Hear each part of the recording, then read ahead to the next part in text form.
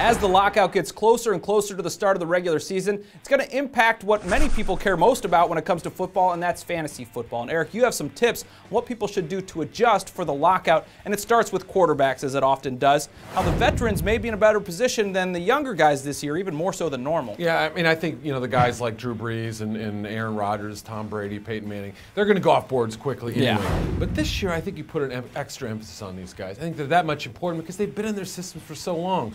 The Colt McCoys of the world and the rookie quarterbacks, the quarterbacks who switch teams, these guys aren't going to have the same advantage that they do. Yeah, it's going to be tough for a guy like Kevin Kolb switching likely to a new team and having to start from scratch.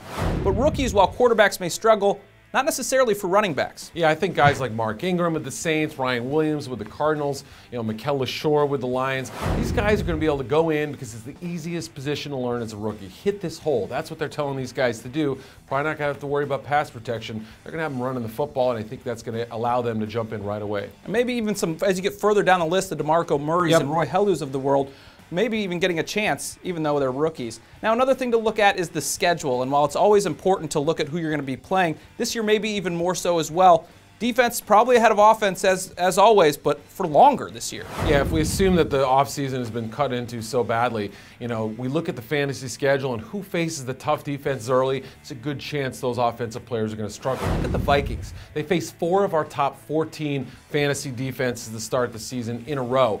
Guys like Adrian Peterson, whoever their quarterback is going to be, a Sidney Rice, somebody like that, they could struggle early. You may want to consider picking those guys up after they struggle. You talked about how you don't even know who the quarterback's going to be in Minnesota. A lot of these places that do have quarterback situations or new coaches, new coordinators, but the uncertainty and no mini camps really could cause problems. And it's not just Cam Newton and Rob Chudzinski, the offensive coordinator down in Carolina. It also affects the wide receivers. Steve Smith, if he's going to be there, Jeremy Shockey, D'Angelo Williams. You get the idea. All these guys struggling in cohesion, that's really going to affect the entire team as far as the fantasy goes. Especially also a guy like Sam Bradford. People are expecting a leap in season 2. He's going to be with Josh McDaniels, who's a great quarterback coach, a new coordinator, but he just hasn't had a chance to work in the system, could struggle early on. And finally, guys with injuries may be even more of a concern than in normal years, basically because they haven't had a chance to meet with their team trainers. Yeah, usually an injured player will have the entire offseason of rehab with the team's folks.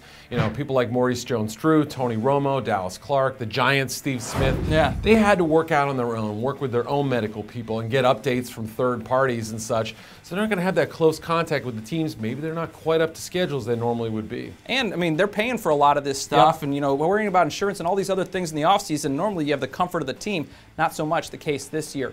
Also, there are other areas that could be affected, and Eric's written an entire article about it. It's in our Fantasy Preview magazine. Make sure and order it at ProFootballWeekly.com.